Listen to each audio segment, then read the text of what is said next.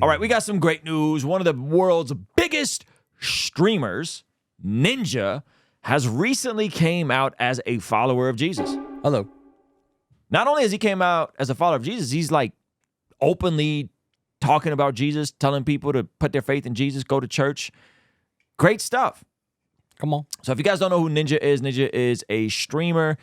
At one point, I think he was the biggest streamer in terms of just pulling in his audience and that sort of stuff. I think he's kind of faded a little bit for probably privacy and work-life balance. I think his views dropped, but he still pulls a lot. He still pulls a lot. That's what I heard. Is it like, he I think that was intentional, though. He still makes a comfy living. Yeah, I think so. I think that was intentional. I think he pulled back intentionally. Doing Snickers ads and, scaled it back. Yeah, that makes sense. One of his family members is apparently a pastor. Okay, so that's interesting. So play the clip. So this is Shots of Relevant. Biggest streamer in the world, Ninja, tells his fans Jesus is king. Come on. All right, play it. Yes, dude, Jesus is king. I mean, and even if you don't think he is, don't judge me for it, and I won't judge you for it, man.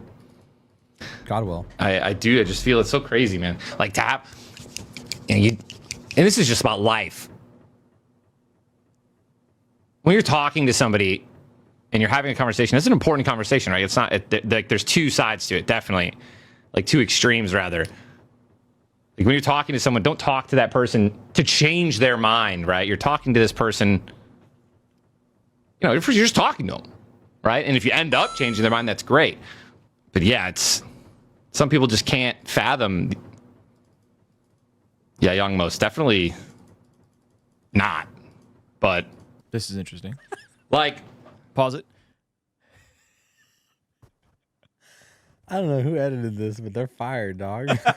Yeah, like I was gonna say this is on Ninja, but I know they stream for like 8 hours a day. Of course he's freestyling. Trim out the clicking of the mouse. They just straight got a screen grab on their phone, created a little graphic. Let's get it up. Let's get it up. No, I think he's made some subtle professions of faith in the past, but I think this is current. Yeah, I think this is current. Like this is within the last week or so. Yeah.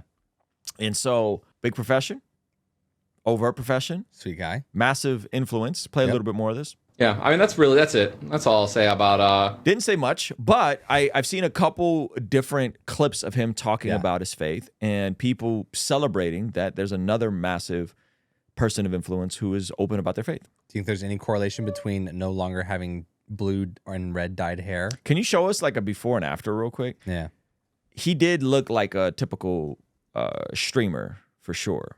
Oh wow, yeah. I mean that's a okay. I mean just that alone, like that's a pretty big. Like he looks like a different person. Yeah, yeah. He looks a lot more like a. It looks like a normal guy.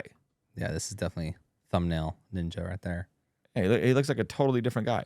So that is awesome. Here's what I will say I appreciate about this is that even in the way he is coming out and talking about this, it's not as in him being an authority. Like you could tell he's processing this in real time. Very true. He's trying to figure out, he's trying to make it not about changing people's minds. And I think that's an important notion. Like, here's the thing that I think people forget to understand is if it's all about trying to argue people into the kingdom, someone is going to come alongside and be able to argue them out of the kingdom.